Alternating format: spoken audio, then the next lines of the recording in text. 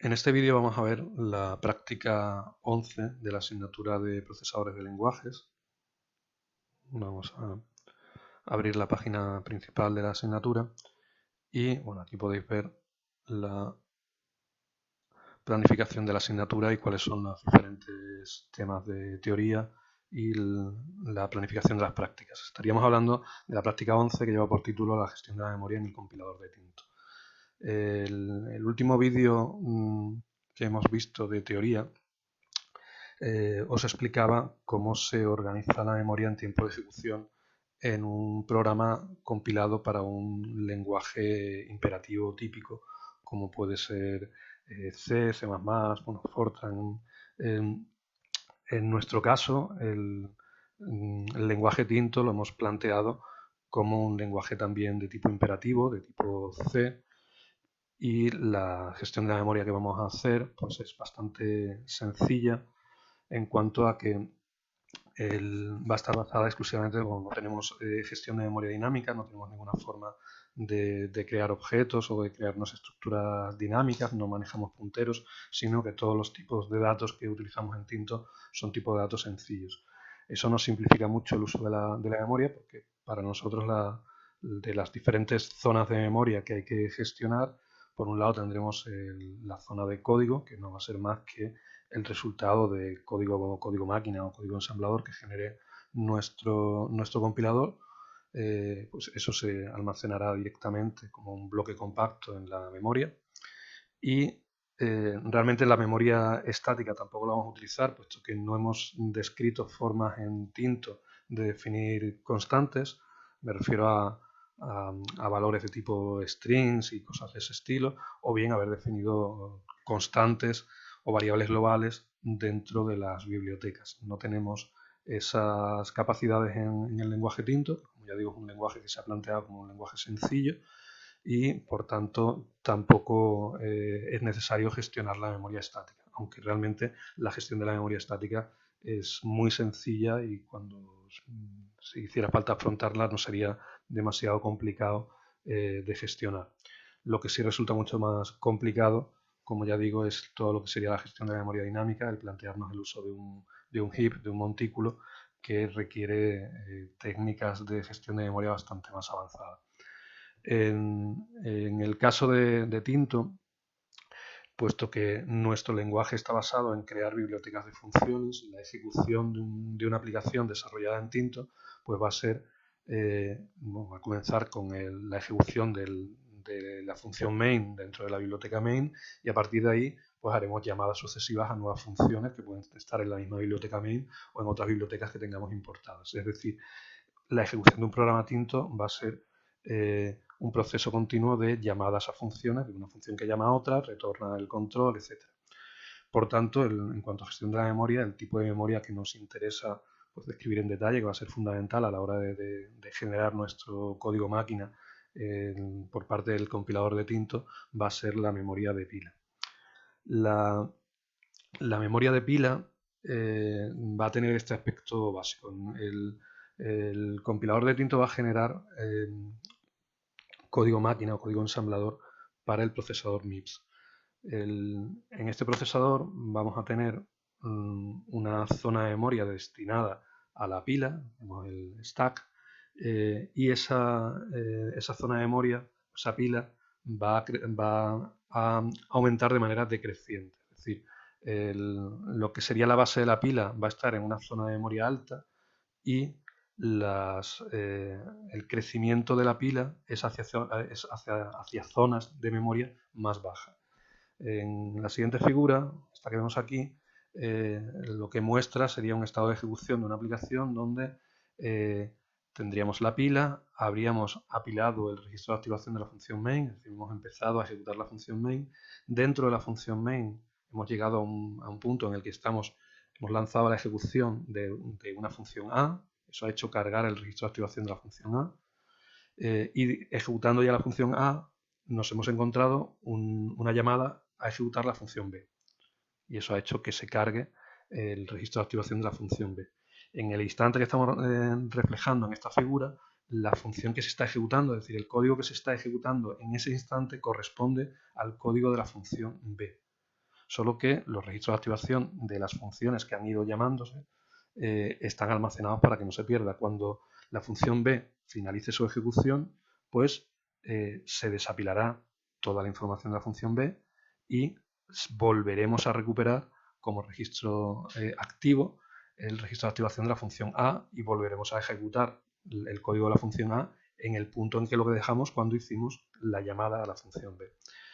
Este es el aspecto normal. El espacio que veis dibujado en blanco es un espacio que está relleno de los valores de los argumentos de llamada a la función. Es decir, este espacio de aquí sería el espacio que ocupan los argumentos de llamada a la función A.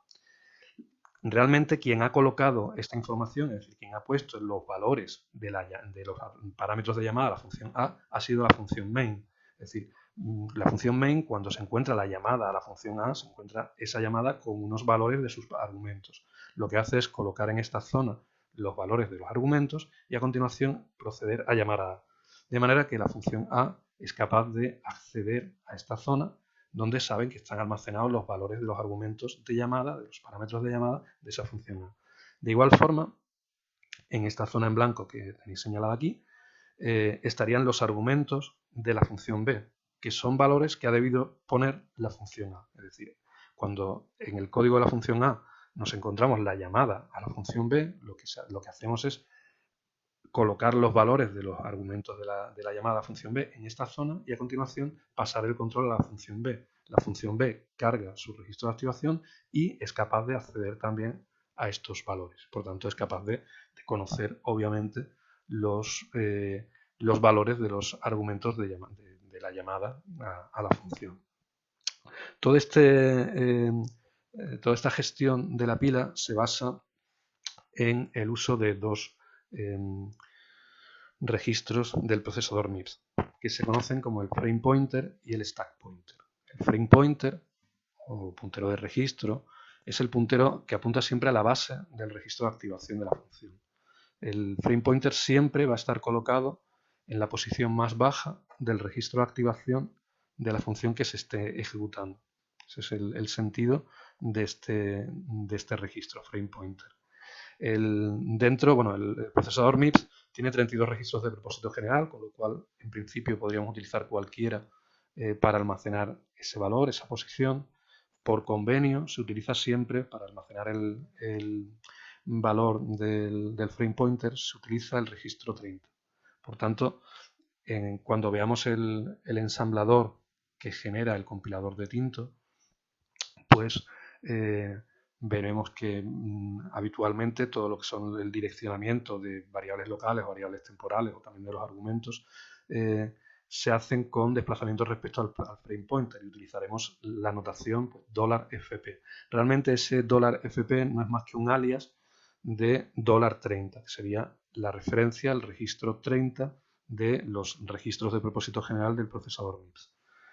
El segundo de los registros que utilizamos es el stack pointer, el puntero de pila. El stack pointer es un valor que indica dónde está la cima de la pila. En este caso, cuando hablamos de la cima, podemos llamarlo también el fondo de la pila, puesto que estamos creciendo hacia abajo. En definitiva, el límite de la pila en cada momento. En la figura que mostramos aquí, tanto el stack pointer como el frame pointer están apuntando a la misma posición. Sin embargo, si consideráramos el momento en el que estamos ejecutando la función A, pues tendríamos su frame pointer en esta posición, el stack pointer inicialmente también en esa posición, pero antes de llamar a B, A tiene que colocar los argumentos de llamada a B. Por tanto, en ese momento, antes de colocar los argumentos de llamada, el stack pointer se pone en esta posición de aquí.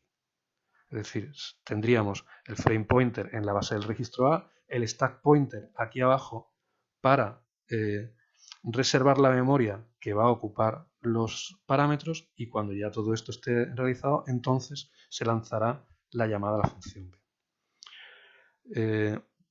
Este registro, stack pointer, por convenio, se almacena en el registro 29 de los registros de propósito general de MIPS. De manera que, bueno, en el código ensamblador que generamos lo vamos a escribir siempre como $sp y esto no es más que un alias que está fijado por convenio del registro $29. Sería el registro de propósito general 29 dentro de los registros del procesador MIPS. Bien, vamos a ver ahora cuál sería la estructura que tiene un registro de activación para las funciones de Tinto. En el registro de activación, como hemos visto en teoría, se debe almacenar pues, las variables locales, las variables temporales, el estado de la máquina, el valor de retorno y también bueno, tenemos que tener acceso, aunque eso no es responsabilidad de la función llamada, tenemos que tener acceso a los argumentos. Bien, ¿cómo lo hacemos en Tinto, en el compilador de Tinto? Bueno, vamos a plantearnos un ejemplo en el que tenemos una función que tiene definidas dos variables locales, vamos a llamarle var0 y var1, tres variables temporales, que vamos a llamar ten0, ten1 y ten2, y que tiene tres argumentos de llamada, vamos a llamarle arg0, arg1 y arg2. Bien, la estructura que tiene el registro de activación de la función es esta que veis en esta figura. El lugar donde se van a ir colocando cada una de las variables, cada uno de los valores que nos hacen falta, pues es este que os voy a explicar enseguida. Debemos tener en cuenta que, por simplicidad, cuando hemos diseñado el lenguaje Tinto, hemos considerado que todos los tipos de datos que utilizábamos eran tipos de datos que se van a almacenar en registros de 32 bits. Tenemos el tipo de dato int, que es un valor entero con signo de 32 bits. Tenemos el valor char, o sea, el tipo de datos char, que son caracteres. En principio son caracteres en formato ASCII, pero eso nos llevaría a que realmente solamente necesitamos un byte para almacenarlo, pero sin embargo vamos a utilizar 32 bytes. Vamos a considerar que el carácter está almacenado en el byte menos significativo, los otros 3 bytes van a estar en blanco, pero realmente un char vamos a almacenarlo en una palabra, en 32 bits. Por tanto, irán también a registros de 32 bits. Y para el tipo de dato boolean, pues igual, vamos a utilizar dos valores realmente, el valor 0 y el valor 1, con lo cual a priori solo nos haría falta un bit para representar ese valor, pero sin embargo vamos a utilizar registros de 32 bits y variables de 32 bits para almacenar también los valores del tipo de dato boolean.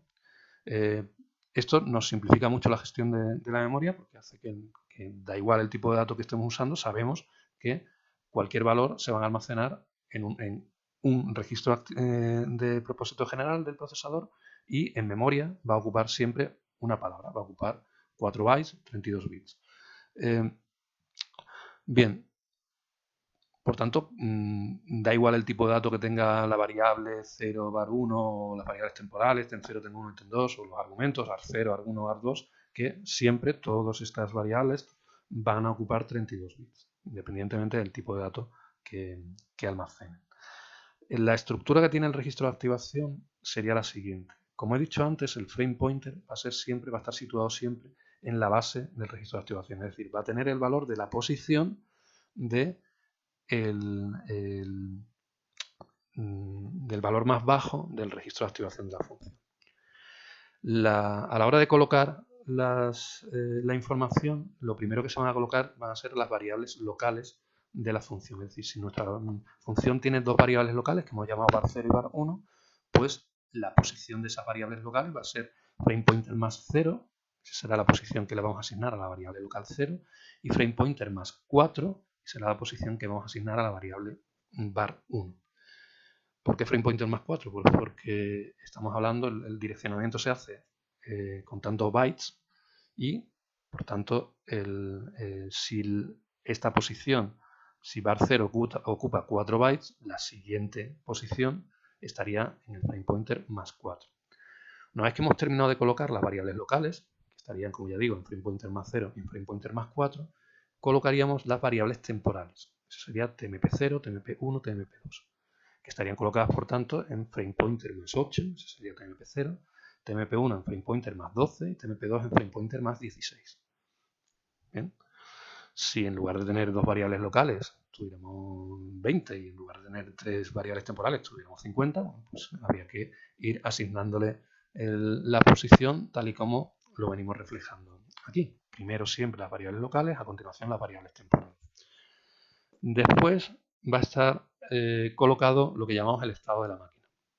Como comenté en teoría, existen procesadores donde hay instrucciones que permiten almacenar el estado completo de la máquina. Eso sería el valor de todos sus registros en un instante dado. Pero MIPS, procesador MIPS, que es el que nosotros utilizamos como lenguaje como plataforma de destino en nuestro compilador, pues este procesador no tiene ese tipo de instrucciones. Si queremos almacenar los valores de los registros del procesador, hay que hacerlo uno a uno. Para hacer el tipo de gestión que vamos a desarrollar aquí, realmente solamente nos hace falta almacenar de todos los registros que tiene MIPS, solamente necesitamos almacenar dos valores, que serían el valor del registro FramePointer y el valor del registro Return_address. Comento también qué es esto. El FramePointer, como ya hemos dicho, es el puntero a la base del registro. Cuando llamamos a una función, el FramePointer en ese instante lo que tiene es la base del registro de activación de la función llamada. ¿Vale? Dentro del dibujo que mostré anteriormente, que veíamos el registro de activación de A y debajo el registro de activación de B, no, lo que tiene que almacenar B sería el frame pointer del registro de activación de A, para después, cuando termine B, poder recuperar ese valor. De igual forma, el return_address responde a la dirección de retorno de la función. Es decir, cuando se termine de ejecutar la función B, hay que volver a la posición del código de la función A donde hayamos vuelto de la ejecución de B. Lo que tenemos que volver es a la instrucción siguiente a la llamada a la función B. Esa dirección, esa posición de esa instrucción siguiente a la de la llamada es lo que se almacena en el registro return_address y vamos a guardar en memoria en esta posición. Se coloca siempre, tanto el frame pointer como el return_address, a continuación de las variables temporales. En nuestro caso, pues sería la posición del frame pointer de la función llamante estaría en frame pointer más 20 de la función llamada. El valor del return_address, de la dirección de retorno, se almacenaría en este caso en el frame pointer más 24. La dirección de retorno, este return_address, como hemos visto antes, el frame pointer es el registro número 30, stack pointer es el registro número 29, el return_address es el registro 31. El $RA, que es el nombre que utilizamos por convenio, es un alias del registro $31. Bien, después de toda esta información, variables locales, variables temporales, estado de la máquina, es decir, valores del frame pointer y del return_address, a continuación se colocaría el resultado de la función. ¿De acuerdo? Es decir, si esto corresponde a la función B, el resultado de la función B se almacenará, en este caso, en frame pointer más 28. Todo esto, que os he marcado en naranja, es lo que llamamos el registro de activación de la función. De ahí para arriba estarían los argumentos de llamada a esta función. Es decir, desde esta función, por supuesto, tenemos acceso a los valores de los argumentos de llamada. ¿Dónde estarían? Bueno, pues podemos acceder al valor del argumento 0 mediante frame pointer más 32. El valor del argumento 1 estará en frame pointer más 36 y el valor del argumento 2 estará en frame pointer más 40. Es decir, podemos... nuestro código, el código de la función B, supongamos que responde a esto, pues dentro del código de la función B, si hacemos una referencia a frame pointer más 32, pues estaremos accediendo al valor del primer argumento de la llamada de la función B. Es interesante también entender que los argumentos se van a almacenar en orden contrario. O sea, ¿qué quiero decir con esto? Aquí arriba, en la memoria, debería estar el registro de activación de la función A, de la función que llama. Cuando la función A empieza a almacenar los argumentos, no coloca primero el argumento 0, después el argumento 1 y después el argumento 2, sino que desde aquí arriba que esté A, el que está más cerca de A no es el argumento 0. El argumento 0 es el que está más lejos. Es decir, lo que A coloca es argumento 0, argumento 1, argumento 2. Es decir, lo coloca en orden inverso. ¿Por qué? Pues porque lo que queremos es que estén en orden correcto desde el punto de vista de B. Queremos que B vea como primer argumento el argumento 0, como segundo argumento el argumento 1, como tercer argumento el argumento 2. Esto es algo que de nuevo se ha hecho por convenio. En lenguajes como Fortran, como Pascal, esto no se hacía así. Realmente el orden en el que se apilan los argumentos, por ejemplo en Pascal, sería argumento 0 arriba, argumento 1, argumento 2. Esta vuelta a este orden inverso a la hora de almacenar los valores de los argumentos fue algo que se introdujo con el compilador de C. ¿Por qué razón se pone así? Pues porque gracias a esto, el compilador de C consigue manejar funciones con un número indefinido de argumentos. Es decir, la función B, en este caso, realmente no sabe cuántos argumentos ha utilizado A en su llamada. Los argumentos de A, en este caso hemos puesto 3, pero si A hubiera llamado a la función B con 7 argumentos, pues hubiera colocado aquí los valores del resto de argumentos, aunque B no los use para nada. Esto permite llamar a una función B no con un número fijo de argumentos, sino con un número de argumentos variable, que es lo que utiliza el lenguaje C, por ejemplo, en funciones como printf. Printf es una función donde el primer argumento de la función es una cadena, es un string, pero a partir de ahí podemos ponerle el string internamente, puede tener referencias a argumentos y esos argumentos en la llamada a la función, pues realmente la función printf podemos llamarle con un argumento, con 2, con 3 o con 20. Sin necesidad de tener definida la función printf de un argumento, la función printf de 2 argumentos, la función printf de 3 argumentos. Eso no es así, simplemente hay una única definición de la función printf y el compilador lo que hace es llamarlo así. Dentro del código de la función printf, en ese caso, en el caso del código que genera el compilador de C, pues sabemos cuál es la posición del primer argumento y analizando ese primer argumento, que es analizar el string, la cadena, podemos saber si hay más argumentos apilados y de qué tipo de datos son esos argumentos que están apilados.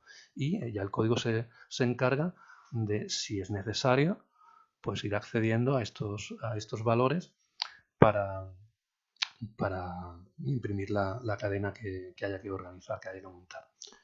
En Tinton realmente no manejamos funciones con número de argumentos variable. Nuestro lenguaje exige que al definir la función declaramos cuáles son todos sus argumentos, con lo cual realmente no estamos utilizando esas propiedades o esas características que tiene C, pero aún así ya digamos que en el mundo de los compiladores se ha creado como estándar que el orden en el que se almacenen los argumentos sea ese orden invertido. Y bueno, esa sería la estructura que le daríamos a algún registro de activación de cualquier función generada por el compilador de Tinto. Vamos a ver ahora cómo se hace el proceso de llamada de una función a otra. Hemos visto antes el aspecto genérico que puede tener la pila, el stack. Si teníamos inicialmente la función main ha llamado a la función A y la función A ha llamado a la función B. Bueno, pues vamos a ver cómo es ese proceso de llamada de una función A a una función B. Bueno, normalmente la función A, o sea, la función llamante o llamadora, en inglés sería caller. Y a la función que es llamada, la función destinataria, se le conoce como callee, con doble E. ¿Cómo hacemos todo el proceso de cambio del control de la ejecución entre la función A y la función B y de carga del nuevo registro de activación? Todo esto, ¿cómo se realiza? Vamos a verlo paso a paso, de una manera muy detallada, Y cada uno de estos pasos después se va a corresponder con una instrucción de ensamblador cuando veamos la generación de ensamblador del compilador de Tinto, que será la última de las prácticas que veamos en la asignatura. Bueno, el primer paso que nos encontramos es que se está ejecutando la función caller, la función A. Por tanto, tenemos almacenado el registro en la pila, el registro de activación de la función A. En ese momento, el frame pointer, puesto que la función que estamos ejecutando es la función de A, el frame pointer está apuntando a la base del registro de activación de esa función. El stack pointer, en principio, también, puesto que no tenemos nada más en la pila, es la función que estaba ejecutando en ese momento. Y lo que queremos hacer es hacer la llamada a la función pasándole, por ejemplo, 3 argumentos. Como hemos visto antes, pues AR0, AR1, AR2. Bueno, el primer paso corresponde en reservar la memoria para esos 3 argumentos. Y para hacer eso lo que hacemos es decrementar el valor del stack pointer, de este registro stack pointer, hasta 3 palabras más abajo. Es decir, haríamos un stack pointer es igual a stack pointer menos 32. Es decir, vamos a desplazar el stack pointer 32,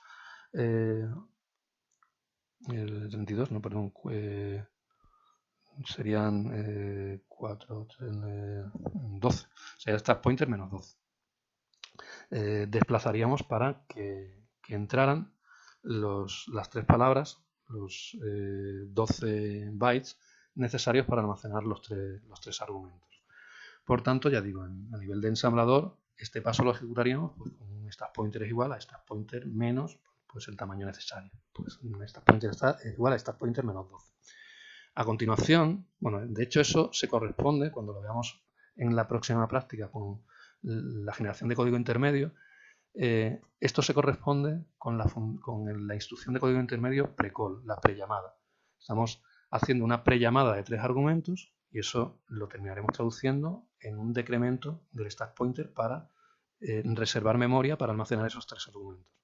A continuación lo que hay que hacer es calcular los valores de esos 3 argumentos y asignarlos. Es decir, cuando tengamos el valor que sabemos que queremos utilizar como argumento 0, pues almacenaremos en memoria en el stack pointer más 0 el valor del argumento 0, en el stack pointer más 4 el valor del argumento 1 y en el stack pointer más 8 el valor del argumento 2.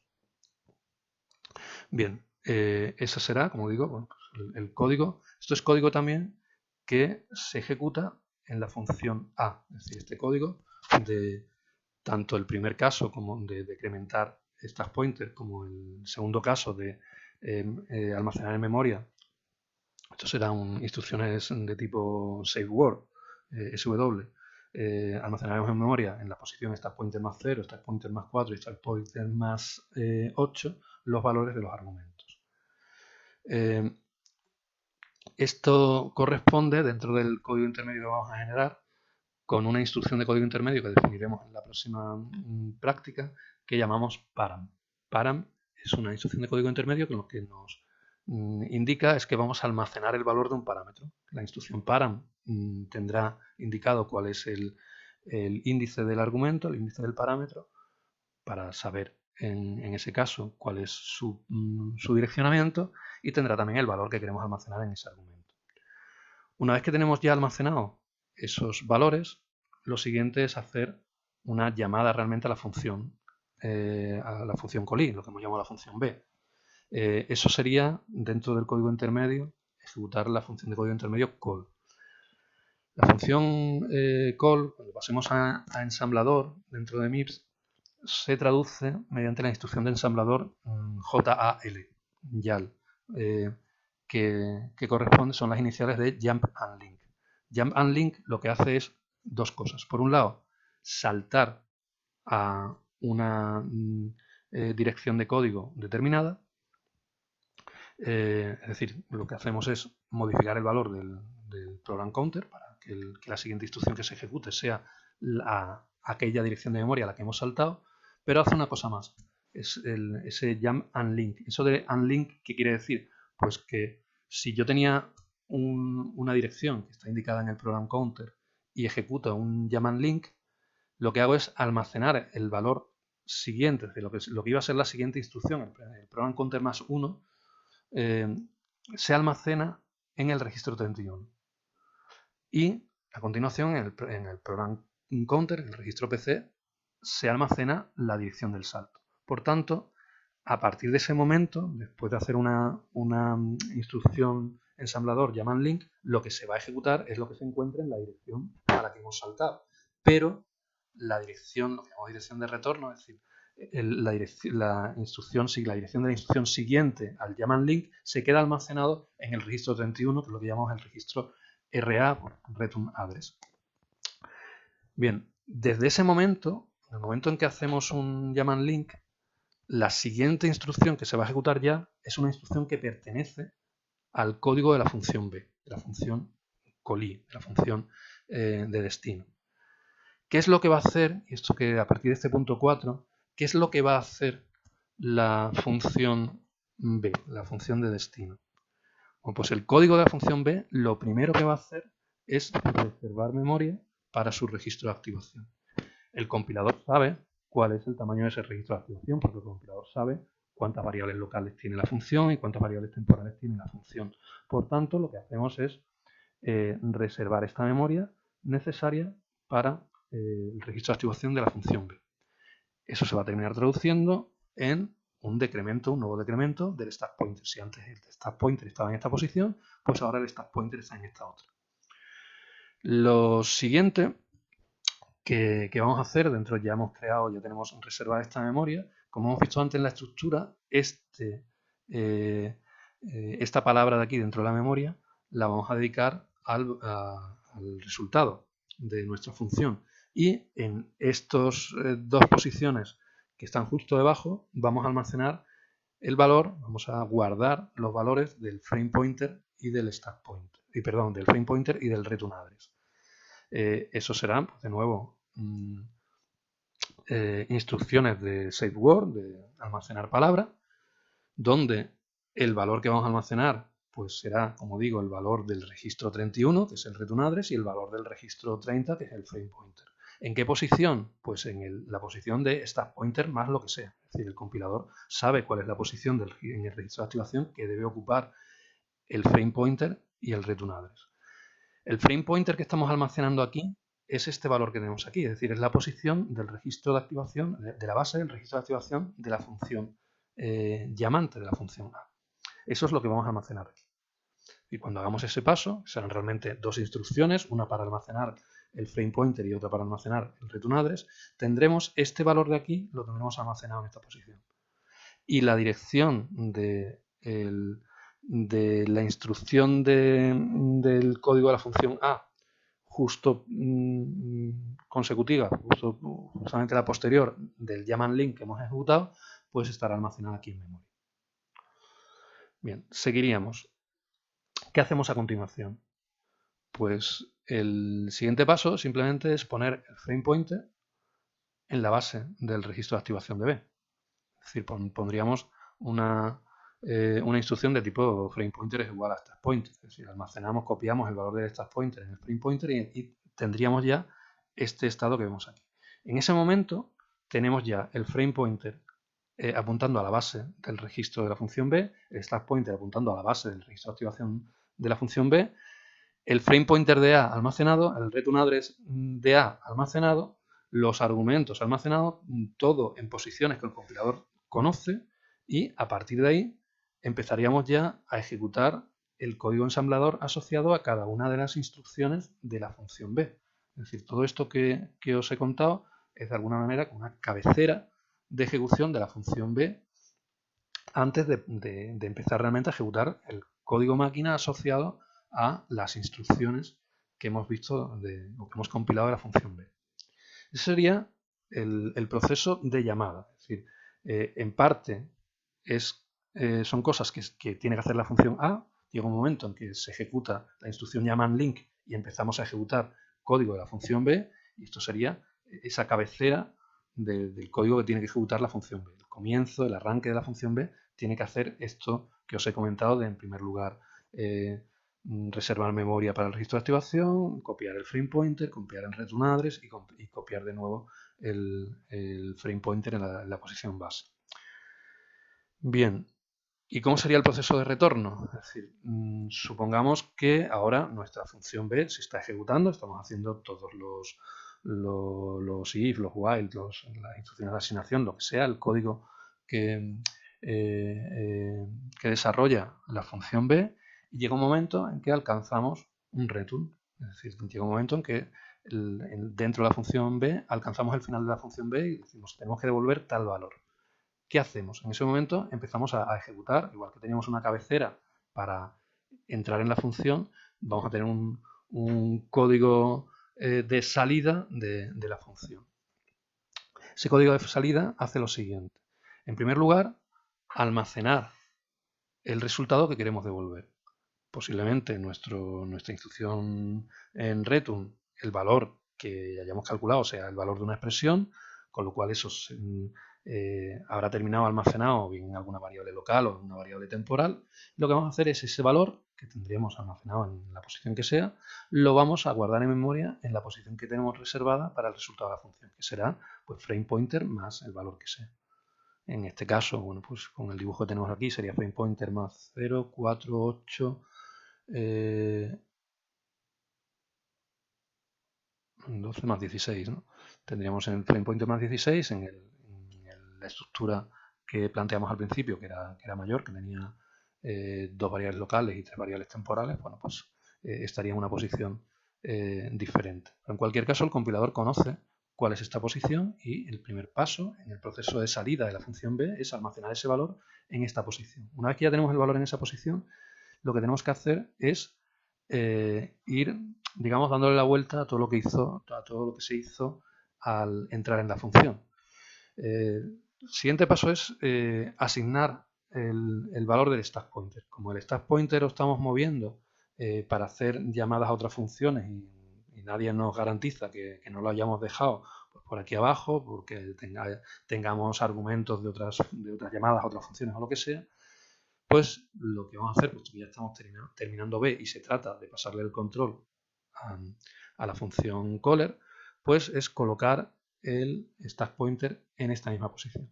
Es decir, que el stack pointer pase a estar apuntando a la base del registro de activación de la función B. Sería este paso. Esto no es más que hacer un stack pointer es igual a frame pointer, es decir, mover una instrucción mv, una instrucción move, de mover o de copiar el valor del registro frame pointer en el registro stack pointer. Lo siguiente que hay que hacer en el proceso de retorno de la función B es restaurar los valores del return address y del frame pointer. Para eso lo que vamos a hacer es coger y vamos a almacenar en el frame pointer este valor. Es decir, esto que tenemos aquí, tened en cuenta que como ya stack pointer lo tenemos en la base del registro de activación, podemos referenciar toda la información que tenemos aquí almacenada, tanto con desplazamientos respecto al frame pointer como con desplazamientos del stack pointer. A partir de aquí se utiliza el stack pointer. Y sabemos que en el stack pointer más, pues en este caso sería más 8, tenemos el valor del frame pointer. Con lo cual yo puedo ahora hacer que el registro frame pointer tenga este valor. ¿Eso qué quiere decir? Pues que el registro frame pointer pasa a apuntar a la base del registro de activación de A. Lo siguiente que hago es restaurar el valor del return address. Lo que hago es este valor que tenemos aquí lo almaceno en el registro 31. En el siguiente paso, lo que hacemos es desapilar ya toda esta información. Simplemente, como el compilador sabe cuál es el tamaño del registro de activación, pues ahora, igual que hicimos antes, el stack pointer es stack pointer menos 12, creo que dijimos, o 16. Sería realmente stack pointer menos 20. Bueno, pues lo que haríamos es stack pointer es igual a stack pointer más 20. Es decir, igual que antes el stack pointer estaba aquí y lo bajamos, ahora el stack pointer lo subimos de nuevo hasta tener esta posición. Esto va a ser de nuevo una única instrucción en ensamblador, que es pues, stack pointer es igual a stack pointer más 20, creo que he dicho. El tamaño del registro de activación. En ese momento estamos realmente dando por vaciada la pila, todo lo que hay aquí abajo, pero sabemos además que el resultado de la función b está justo debajo del stack pointer. Es decir, en el stack pointer menos 4 tenemos el valor de la ejecución de la función b. En ese momento, ya tenemos stack pointer aquí, vamos a ejecutar lo que es la última instrucción de la función b, que es saltar al return. Es decir, hacemos una instrucción de salto, un jump, en ensamblador de MIPS sería la instrucción J, y hacemos un salto a la posición de memoria que indique el registro 31, el registro return address.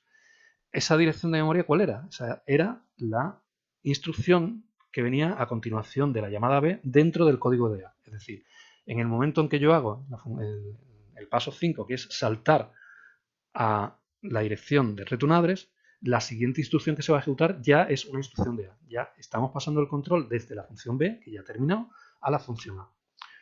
¿Qué es lo primero que tiene que hacer la función A cuando recupera el control? Es decir, la instrucción que quede por debajo del call, ¿qué es lo que tiene que hacer? Pues coger lo que hay almacenado en stack pointer menos 4, que es el resultado, y almacenarlo en la variable que sea. Si tenemos aquí pues variables locales, variables temporales, tendremos seguramente algo del tipo, pues A es igual o var igual a llamada B. A igual a B, paréntesis abierto, argumentos, paréntesis cerrado. Eso quiere decir que el resultado de B lo tengo que almacenar en la variable var. Bueno, pues la variable var estará situada aquí, dentro del registro de activación de A, en la posición que sea, con lo cual lo que hago es copiar stack pointer menos 4 en la posición que yo le indique.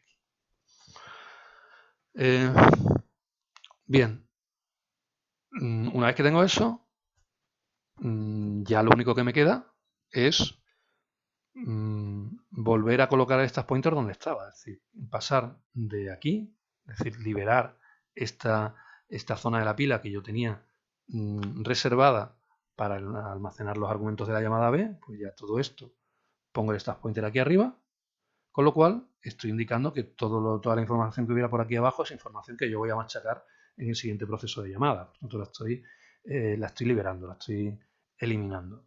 El resultado final es entonces que se sigue ejecutando la función A, puesto que ya hemos saltado una instrucción de la función A. El estado del frame pointer y el stack pointer es el mismo que veíamos al principio del todo, es decir, hemos vuelto a la situación inicial, con una diferencia, y es que ahora tenemos almacenado en el registro, en la posición adecuada, en la variable local o la variable temporal adecuada, el valor que me ha devuelto la llamada a la función B. Es decir, lo dejamos todo como si no se hubiera producido esa llamada a la función B, que sea todo transparente, todo lo que ha hecho la función B es transparente respecto del estado en el que se encuentra la pila una vez que ha terminado de ejecutarse la función B, solo que he dejado colocado en la variable local o temporal correspondiente el resultado de esa llamada.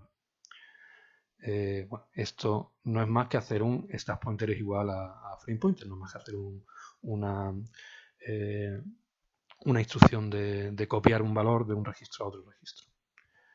Con esto terminaríamos de realizar todo el proceso de llamada, que como digo sería, en este caso, añadir instrucciones de ensamblador al final de cada función para tener este código de salida de la función y añadir esto que hemos dicho aquí de almacenar una variable local, el stack pointer menos 4 y después copiar el stack pointer, o sea, copiar el frame pointer en el stack pointer. Esto será lo que tiene que ejecutar el código de la función a la vuelta de la llamada B. Es decir, tendremos un pre-call, una serie de param, después una instrucción call, que es la llamada B.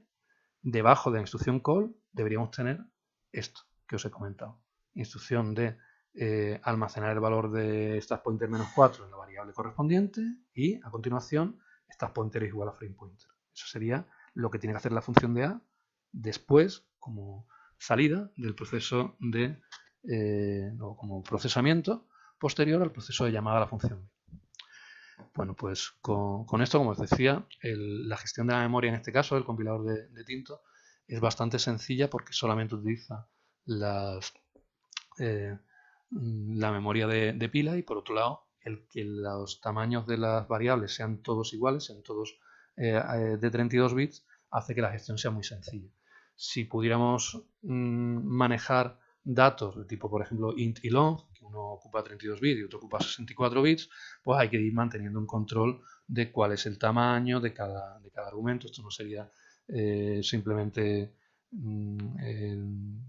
reducirlo en 3 palabras porque tenemos 3 argumentos, sino que habría que tener en cuenta cuál es el tamaño de cada uno de esos argumentos y tal. Es decir, todo eso se puede complicar mucho. Pero de largo lo que más complica la gestión de la memoria es la parte dinámica, la gestión del montículo, que es algo que no manejamos en el compilador de Tinto y por tanto en este caso pues va a ser bastante sencillo de gestionar y espero que también de entender el código cuando veamos en la última práctica el aspecto que tiene el ensamblador del compilador que estamos generando.